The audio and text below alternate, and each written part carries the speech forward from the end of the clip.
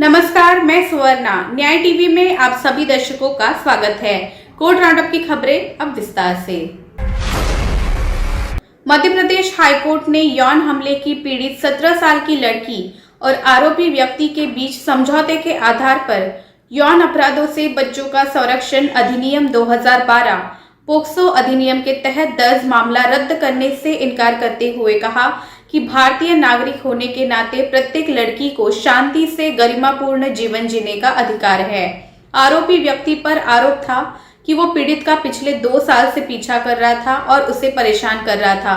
Court ने कहा, भारतीय नागरिक होने के नाते हर लड़की को शांति, गरिमा और अपने जीवन को खतरे में डाले बिना अपना जीवन जीने का अधिकार है। न्यायमूर्ति जीएस अहलूवालिया की खंडपीठ ने कहा कि ये एक ऐसा मामला है जहां आवेदक आरोपी पीड़िता का लगातार पीछा कर रहा था और परेशान कर रहा था और जब वो दिवाली मनाने के लिए अपने घर आई थी तो उसने सार्वजनिक स्थान पर उसका हाथ पकड़ लिया और इसलिए अदालत ने केस रद्द करने से इनकार कर दिया। दिल्ली की एक अदालत ने शुक्रवार को बुलीबाई ऐप मामले में असम से गिरफ्तार 21 वर्षीय नीरज बिश्नोई को जमानत देने से इनकार कर दिया। कोर्ट ने कहा कि इस ऐप का बनाया जाना विशेष समुदाय की महिलाओं की गरिमा और समाज के सांप्रदायिक सद्भाव का अपमान है। पटियाला हाउस कोर्ट के मुख्य मेट्रोपॉलिटन मैजिस्ट्रेट पंकज शर्मा ने बिश्नोई को जमानत देने से इनकार कर दिया।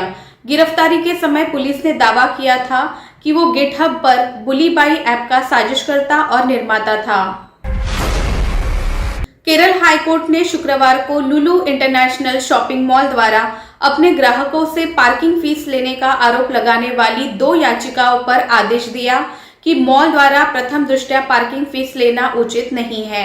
न्यायमूर्ति पीवी कुन्नीकृष्णन ने इस सवाल पर कल्लामासेरी नगर पालिका से स्पष्ट जवाब मांगा और मामले को 2 सप्ताह के बाद उठाए जाने के लिए पोस्ट किया।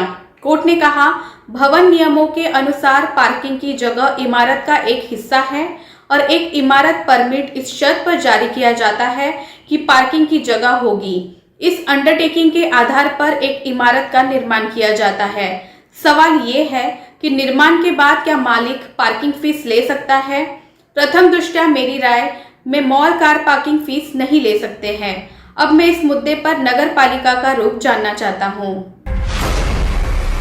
विवादित हिंदुत्ववादी नेता यति नरसिंहानंद द्वारा कथित धर्म संसद में सुप्रीम कोर्ट और संविधान के खिलाफ की गई अपमानजनक टिप्पणियों के मामले में अवमानना की कार्यवाही शुरू करने के लिए एक कार्यकर्ता ने अटॉर्नी जनरल को पत्र लिखकर अनुमति मांगी है। शची निल्ली नामक कार्यकर्ता ने अपने पत्र में कहा है कि नरसिंहानंद ने विशाल सिंह नामक एक युवक को दिए इंटरव्यू में सुप्रीम कोर्ट और संविधान की अवमानना की है।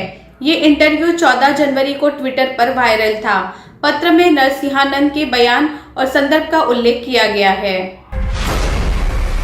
सुप्रीम कोर्ट ने सोमवार को मद्रास हाईकोर्ट के उस आदेश को चुनौती देने वाली याचिका पर नोटिस जारी किया जिसमें पोक्सो अधिनियम लैंगिक उत्पीड़न से बच्चों के संरक्षण का अधिनियम 2012 के तहत एक छात्रा के साथ गंभीर यौन उत्पीड़न का अपराध करने के लिए एक शिक्षक को दोषी ठहराए जाने और सजा की पुष्टि की गई। जस्टिस एसके कौल और जस्टिस एमएम सुंदरेश की बेंच ने स्पेशल लीव पिटीशन और जमानत की अर्जी पर नोटिस जारी किया। पीठ ने याचिकाकर्ता की ओर से पेश वकील द्वारा दी गई दलीलों पर ध्यान दिया। इसमें कहा गया कि पीड़िता का बयान सीआरपीसी की धारा 164 के तहत दिया गया। ठोस सबूत नहीं है, लेकिन केवल उसी का इस्तेमाल याचिकाकर्ता को दोषी ठहराने के लिए किया गया, वो भी तब जब सभी गवाह मुकर गए हैं। पंजाब और हरियाणा हाईकोर्ट ने ये स्पष्ट किया कि सुप्रीम कोर्ट के निर्देशों के अनुसार सीसीटीवी निगरानी से पुलिस स्टेशनों का कोई भी हिस्सा नहीं बचना चाहिए।